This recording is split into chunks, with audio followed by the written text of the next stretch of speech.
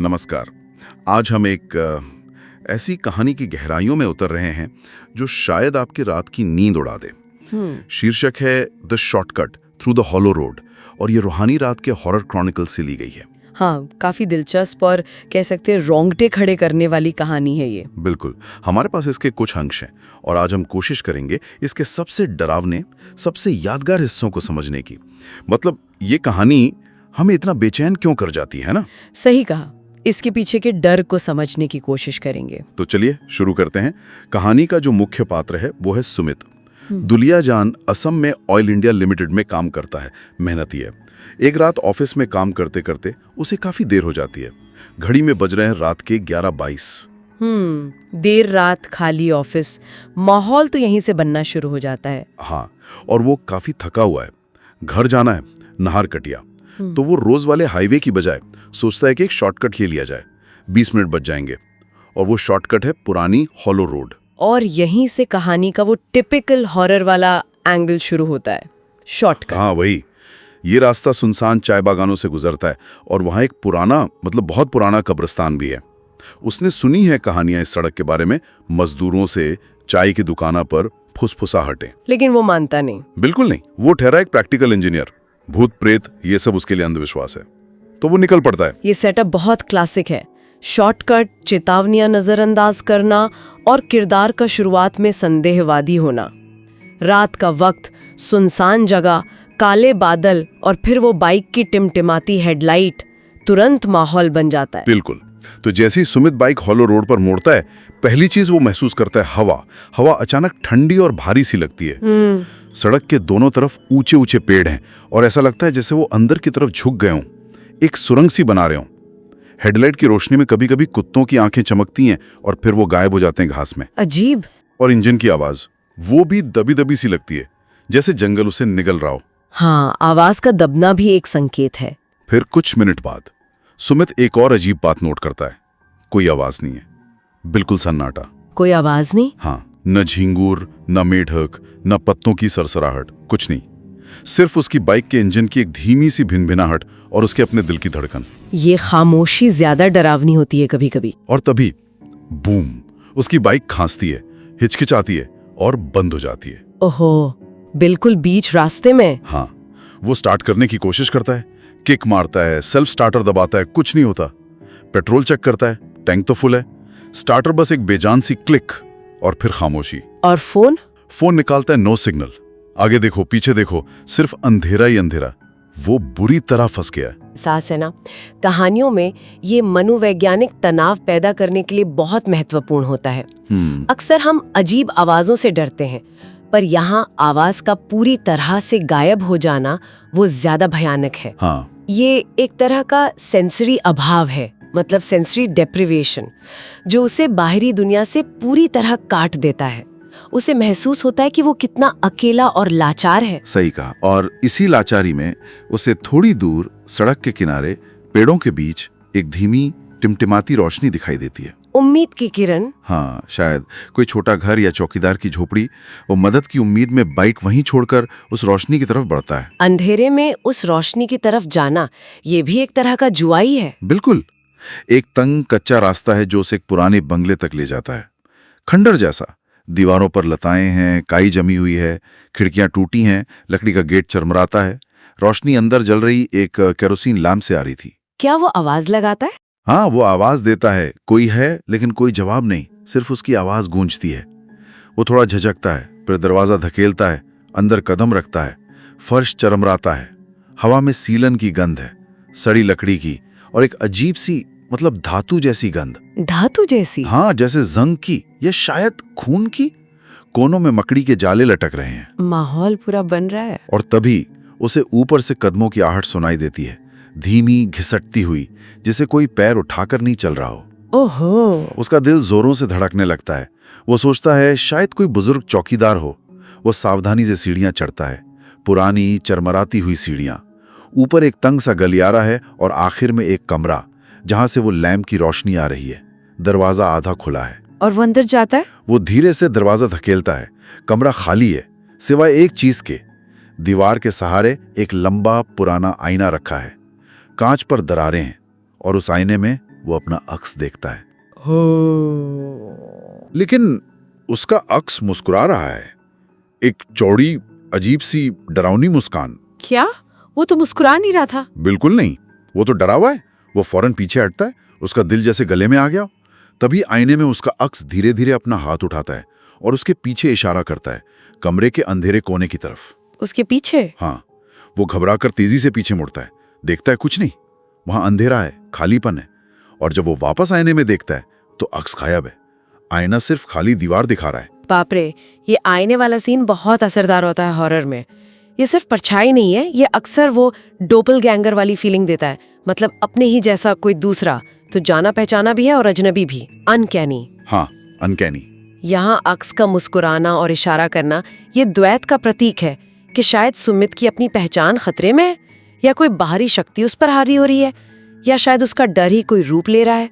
ये आईना जैसे सवाल उठा रहा है, क्या वो अब भी वही सुमित है? और ये सिर्फ दिमाग का वहम नहीं है, क्योंकि तभी उसके पैरों के नीचे का फर्श वो अचानक नरम और चिपचिपा सा महसूस होता है। नरम? हाँ, वो नीचे देखता है, उसके जूते एक गहरे लाल पोखर में धंसे हुए हैं। खून, गाढ़ा ताजा खून। हे भगवान! वो लड़खड़ाकर पीछे हटता है और तभी उसे ऐसा महसूस होता है जैसे पूरा बंगला, जैसे वो सांस ले रहा हो।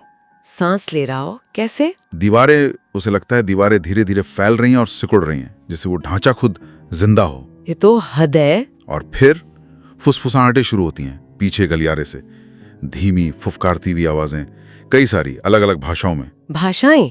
कौन सी? वो कुछ ऐसा मियाँ, कुछ बंगाली पहचान पाता है, पर एक और भाषा है जिसे वो समझ नहीं पाता। ऐसा लगता है जैसे दीवारें बोल रही हों। वो कुछ टुकड़े सुन पाता है, तुमने वो रास्ता लिया, तुम्हें नहीं लेना चाहिए था। वो अब उनमें से एक है। उनमें से एक? हाँ, और तेल खून एक ही है। तेल खून एक ही है? ये क्या मतलब हुआ? पता नहीं, लेकिन ये सुनकर वो बुरी तरह डर जाता है। वो पलटता है और सीढ़ियों की तरफ भागता है नीचे जाने के लिए, लेकिन सीढ़ियां वो जैसे खत्म ही नहीं होती। वो भागता जा रहा है, पर नीचे की मंजिल आ ही नहीं रही। ये भी एक क्लासिक हॉरर ट्रोप है, अनंत रास्ता या सीढ़ियां। हाँ, और घबराहट में वो एक पल को ऊपर देखता है और उसे कुछ रेंगता हुआ दिखाई देता है दीवार से नीचे की तरफ। क्या? एक आकृति, इंसानी लेकिन पूरी तरह बिगड़ी हुई, पीली झुकी हुई। उसका चेहरा जैसे गाड़ी के जले हुए तेल जैसे काले कीचड़ से लिपा हुआ है, और आंखें जलते हुए कोयलों जैसी लाल है। बाप रे! वो चीखने के लिए मुंह खोलता है, लेकिन आवाज नहीं निकलती। चीख की जगह एक भयानक दबाव, एक वाइब्रेशन महसूस होता है, और उसके कानों से गर्म खून बहने लगता है। उफ, ये तो बहुत ही भयानक है। इस भयानक मंजर और दर्द से सुमित वहीं गिर पड़ता है। सब कुछ अंधेरा। यहाँ कहानी वाकई चरम पर पहुंच जाती है। ये जो संवेदी अधिभार है, मतलब सेंसरी ओवरलोड, ये कमाल का है। फुसफुसाहटें, वो भयानक दिखने वाली आकृति, और फिर शारीरिक पीड़ा, कानों से खून बहना, ये सब मिलकर उसके होश उड़ा देते हैं। हाँ। और वो लाइन, तेल खून एक ही है, ये वापस ऑयल इंडिया वाले कनेक्शन पर ले जाती है। क्या ये सिर्फ सेटिंग है या इसका कोई गहरा मतलब है, जैसे उस जगह का कोई काला इतिहास हो जो तेल निकालने की वजह से जागा हो सकता है। कहानी बताती नहीं, बस इशारा करती है, और यही इसे और डरावना बनाता है। तो जब सुमित की आंख खुलती है तो सुबह हो रही है, भोर का वक्त। वो हॉलो रोड के किनारे पड़ा है, उसकी बाइक पास में खड़ी है, इंजन चालू है, हेडलाइट जल रही है। चालू है? हाँ, चिड़ियों की आवाज आ रही है, सब कुछ एकदम नॉर्मल। तो क्या वो सब सपना था? उसे भी यही लगता है कि शायद थकान और डर की वजह से एक बुरा सपना देखा। वो कांपते हाथों से बाइक उठाता है, स्टार्ट करता है और घर की तरफ भागता है। घर पहुंचकर दरवाजा खटखटाता है। उसकी माँ दरवाजा खोलती है। और माँ का रिएक्शन? माँ उसे देखती है और उसका चेहरा सफेद पड़ जाता है। वो डर के मारे पीछे हट जाती है। वो कांपती आवाज में पूछती है, सुमित बेटा, ये तुम्हारे कपड़ों को क्या हुआ? कपड़ों को? सुमित नीचे देखता है। उसकी शर्ट, उसकी पैंट पूरी तरह से गाढ़े काले चिपचिपे तेल में भीगी हुई है। उसके हाथ भी सने हुए हैं। वही तेल? हाँ। वो घबराकर बाथरूम की तरफ भागता है, नल खोलता है, साबुन से रगड़ रगड़ कर धोने की कोशिश करता है, लेकिन वो तेल वो छूटता ही नहीं। ऐसा लगता है जैसे उसकी खाल में अंदर तक घुस गया हो, उसका हिस्सा बन गया हो। ये तो बहुत बुरा है। उस रात जब वो थकाहारा डरा हुआ बाथरूम के आईने में देखता है, क्या उससे फिर वो अक्स दिखता है? हाँ, उसे अपने पीछे वही बंगले वाला अक्स दिखाई देता है, खुद का वही मुस्कुराता हुआ डरावना रूप। और वो अक्स फुसफुसाता है एक गहरी, जैसे जमीन के नीचे से आती आवाज में, तुमने हॉलो रोड लिया सुमित, अब हॉलो रोड तुम्हें ले लेगा। ओहो, मतलब वो चीज उसके साथ घर आ गई। अगली सुबह माँ उसके कमरे में जाती है, कमरा खाली है, सुमित नहीं है, गायब। हाँ, कमरे का आईना फर्श पर टूटा पड़ा है और बिस्तर पूरी तरह से उसी गाढ़े काले तेल से भीगा हुआ है। और सुमित? पुलिस आती है, हॉलो रोड पर तलाशी होती है, बंगले के पास उसकी बाइक मिलती है। बाइक मिल गई? हाँ, लेकिन पूरी तरह जली हुई, राख, और सुमित का कोई निशान नहीं, वो गायब हो चुका है। ये अंत जानबूझकर अस्पष्ट छोड़ा गया है। क्या हुआ उसके साथ? क्या वो सपना था जो सच हो गया, या बंगले की शक्ति ने उसे कब्जे में ले लिया, या जैसे वो फुसफुसाहट थी वो अब उनमें से एक है? क्या उस जगह ने उसे निगल लिया? पता नहीं। वो तेल जो कपड़ों पर था स्किन में समा गया, बिस्तर पर मिला। ये दिखाता है कि वो चीज असली थी और उसका असर स्थायी था। और आईने में अक्स का दिखना ये कंफर्म करता है कि बंगले में जो हुआ वो उसकी कल्पना नहीं थी। उसने सुमित को बदल दिया या खत्म कर दिया। लेकिन कहानी यहाँ खत्म नहीं होती, अब ये एक लोकल लेजेंड बन गई है। अच्छा? हाँ, दुलियाजान और नाहरकटिया के लोग कहते हैं कि अगर आप कभी आधी रात के बाद हॉलो रोड से गुजरो तो हो सकता है आपकी गाड़ी या बाइक उसी जगह अचानक बंद हो जाए जहाँ सुमित की रुकी थी। हाँ, और अगर हिम्मत करके पेड़ों में देखो तो शायद दूर बंगले की खिड़की में केरोसिन लैंप की रोशनी दिख जाए। और कभी-कभी बहुत शांत रातों में कुछ लोगों ने धुंध में से आती एक फुसफुसाहट सुनी है। क्या? शॉर्टकट मत लेना, मैं बाहर नहीं निकल पाया। ये तो रोंगटे खड़े कर देता है। कहानी अब लोक कथा बन गई। और अब आता है कहानी का सबसे अजीब हिस्सा। कहानी के अंत में लेखक का नाम दिया है रूहानी रात, हॉरर क्रॉनिकल, और उसके ठीक नीचे लिखा है रिटन बाय सुमित दास। क्या वही सुमित दास? हाँ, वही सुमित दास जो गायब हो गया। ये तो कमाल का ट्विस्ट है, मेटा ट्विस्ट। ये दिखाता है कि कैसे डरावनी कहानियां सिर्फ कहानियां नहीं रहती, वो लोकल लेजेंड्स का हिस्सा बन जाती हैं। हकीकत और फिक्शन मिल जाते हैं। हाँ। और लेखक का नाम सुमित दास होना, ये एक अलग ही लेवल की बेचैनी पैदा करता है। क्या वो बच निकला और ये कहानी लिख रहा है, या वो उनमें से एक बनकर उसी जगह में फंसकर अपनी कहानी दोहरा रहा है दूसरों को फंसाने के लिए? ये सवाल पीछा नहीं छोड़ता। बिल्कुल। तो ये थी the shortcut through the hollow road. माहौल, आईना, फुसफुसाहटें, तेल और वो अंत जो कोई जवाब नहीं देता। वाकई एक डरावना सफर। हाँ, और सोचने के लिए बहुत कुछ है यहाँ, जैसे ये औद्योगिक दुनिया, ऑयल इंडिया, तेल और अलौकिक का अजीब सा मिश्रण। क्या तेल सिर्फ एक प्रतीक है, या आधुनिकता के दखल ने किसी पुरानी बुराई को जगा दिया? या ये विचार कि कोई जगह, कोई रास्ता किसी इंसान पर अपना हक कैसे जता सकता है?